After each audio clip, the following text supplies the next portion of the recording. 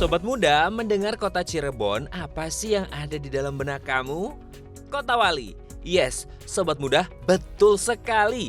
Cirebon adalah salah satu kota di Provinsi Jawa Barat, tepatnya di pesisir utara Jawa, yang terkenal dengan sebutan Kota Wali.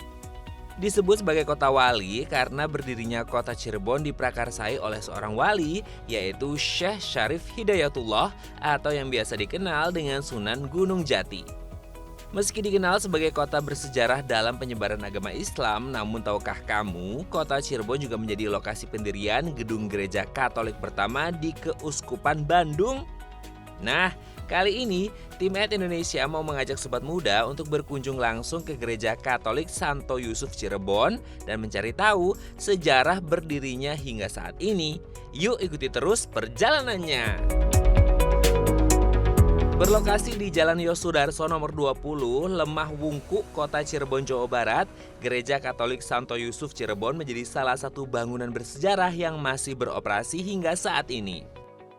Perkembangan agama Katolik di Cirebon dimulai pada tahun 1877, yaitu dirintis oleh seorang pengusaha gula bernama Luis Theodorus Gonzalez. Awalnya, Cirebon belum memiliki stasi maupun paroki. Lalu di tahun 1878, Cirebon menjadi stasi pertama di Jawa Barat. Di tahun ini juga, Cirebon masih menjadi bagian dari Vicariatus Apostolicus Bataviensis, yaitu bentuk pengembangan dari Prefektur Apostolik Batavia. For your information sobat muda, Vicariatus Apostolicus adalah sebutan untuk sebuah bentuk otoritas kawasan dalam Gereja Katolik Roma. Istilah ini digunakan dalam pelayanan di daerah misi yang belum memiliki keuskupan. Sobat muda, menurut sejarawan Cirebon, hadirnya Gereja Santo Yusuf ditujukan untuk memfasilitasi kegiatan ibadah warga Eropa yang beragama Katolik di wilayah tersebut. Tidak hanya di wilayah Cirebon, Gereja Santo Yusuf juga melakukan pelayanan hingga ke Tegal, Bandung, Garut, dan Tasikmalaya.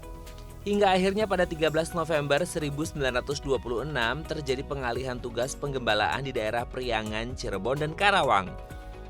Gereja Santo Yusuf yang awalnya dilayani oleh pastor Yesuit berpindah ke pastor Salib Suci. Perpindahan pelayanan ini ditandai dengan kedatangan 3 imam salib suci di Pulau Jawa pada 6 Februari 1927, yaitu Humbertus Gomans OSC, M. Nielsen OSC, J.D. Roy OSC. Merekalah yang meneruskan penggembalaan dan mewarnai pelayanan di Gereja Santo Yusuf Cirebon.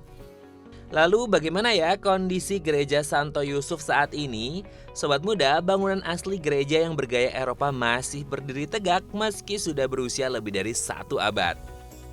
Bagian depan gereja masih sama seperti awal pembangunan hingga keberadaan salib pada bagian puncak gereja. Tidak hanya itu, seiring berjalannya waktu, ada beberapa penambahan pada bangunan gereja, namun penambahan ini tidak merusak keaslian dari bangunan awal. Keren ya sobat muda? Selain sejarahnya, tim Indonesia juga mau membagikan beberapa fakta menarik tentang Gereja Santo Yusuf Cirebon. Pertama, bangunan gereja dirancang oleh seorang arsitek asal Eropa, Gauns Lotes. Gereja dibangun tidak begitu tinggi dengan keistimewaan pada menara di bagian belakang.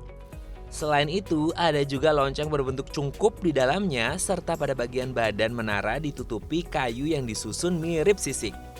Jadi tidak heran ya kalau bangunan Gereja Santo Yusuf memang seperti gereja-gereja yang ada di negara-negara benua Eropa. Fakta menarik kedua adalah Gereja Santo Yusuf meski sudah dibangun 143 tahun lalu, namun memiliki ruangan yang cukup besar. Bahkan bisa menampung jemaat hingga 800 orang dalam satu kali acara ibadah. Fakta menarik terakhir adalah Gereja Santo Yusuf ditetapkan sebagai cagar budaya loh sobat muda.